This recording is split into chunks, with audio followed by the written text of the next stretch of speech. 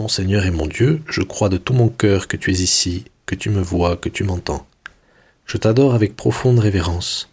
Je te demande le pardon de mes péchés et la grâce de faire avec profit ce moment de prière. Marie, ma Mère Immaculée, Saint Joseph et mon ange gardien, intercédez pour moi. Dans Le Seigneur des Anneaux, ce grand classique de la littérature, après une épopée qui touche presque à sa fin, Frodon et Sam se retrouvent dans la montagne du destin à un moment critique. En effet, Frodon est sous le poids, est comme accablé sous le poids de sa mission, et on ne sait pas s'ils vont réussir à finir leur mission en détruisant ce fichu anneau. Alors son fidèle ami Sam essaye deux techniques, on pourrait dire, pour remotiver Frodon, pour le remettre sur pied. D'abord, il joue sur la corde sensible, en essayant de montrer à Frodon que s'ils finissent cette aventure, ils pourront rentrer dans leur contrée et revivre leur vie d'avant, qui était une vie sans souci, une vie innocente. Et cette technique ne marche pas. Alors Sam a un coup de génie.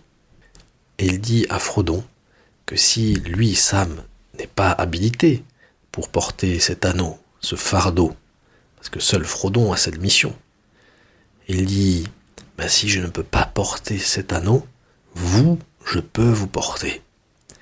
Et alors il prend Frodon sur ses épaules et il continue à marcher pour finir cette ascension du mont du destin et jeter l'anneau à l'endroit où il peut être détruit, au seul endroit où le mal peut être vaincu. Tu pourras trouver dans l'application un lien pour voir cet extrait du film. C'est cet extrait du Seigneur des Anneaux qui m'est revenu à l'esprit quand j'ai lu l'évangile de la messe de demain dimanche, où Jésus rencontre le jeune homme riche. Alors ce jeune homme riche est inquiet.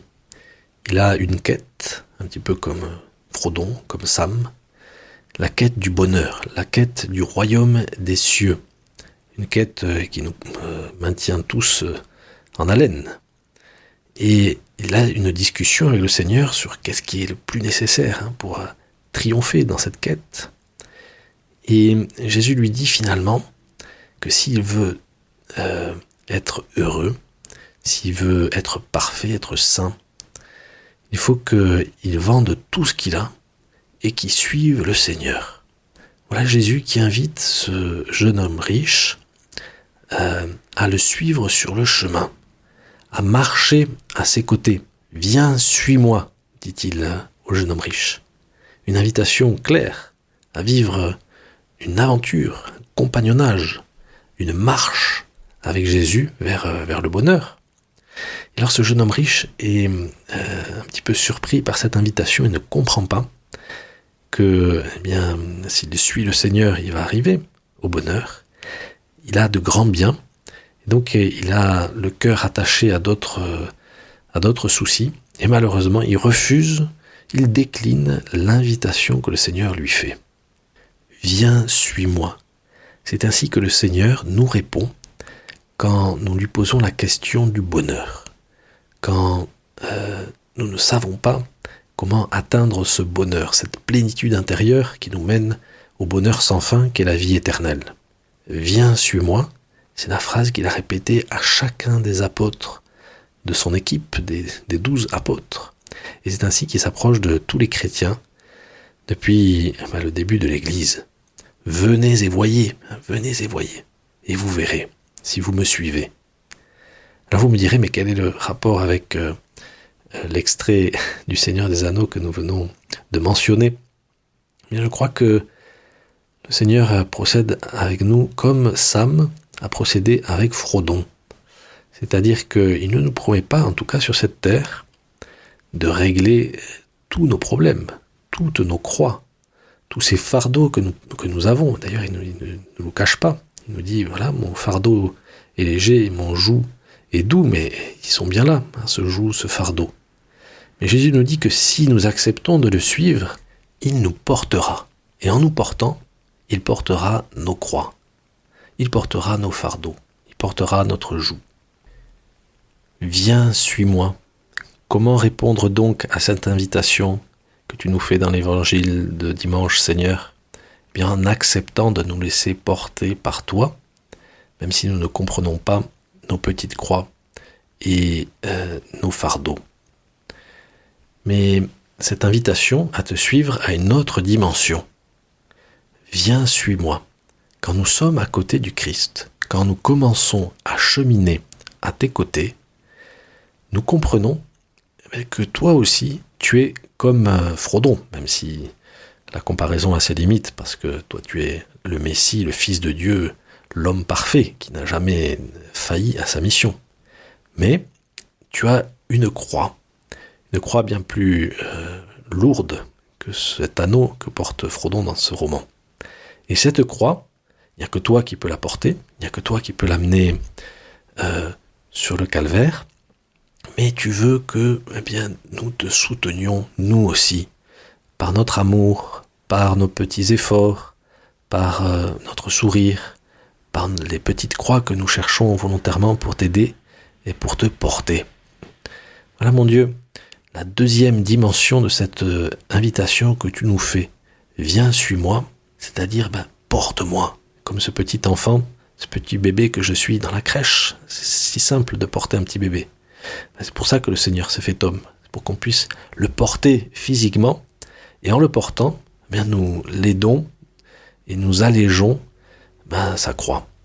Simon de Cyrène, qui passait par là par hasard au moment où le Seigneur portait sa croix sur le calvaire, il a été invité à suivre le Christ.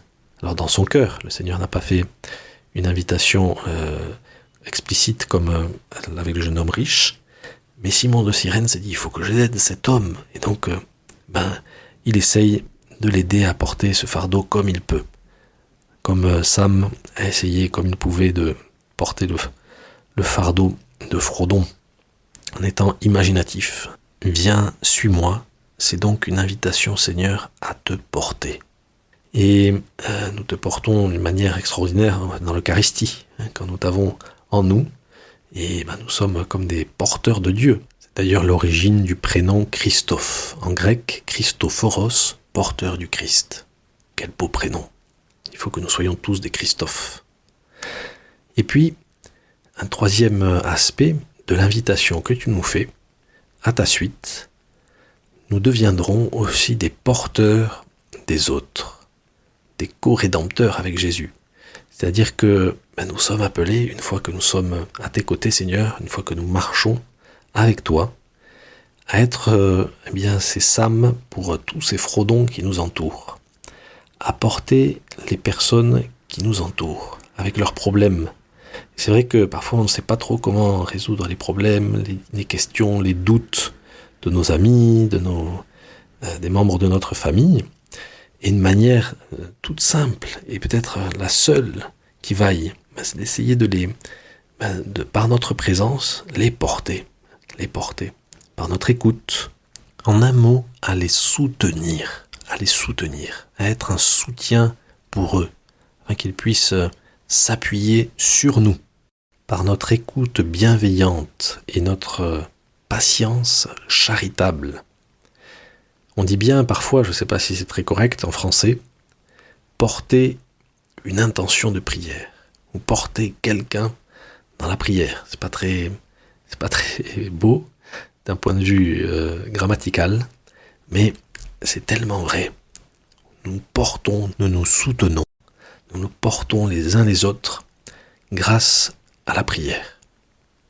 Voilà tout ce que signifie « Viens, suis-moi ».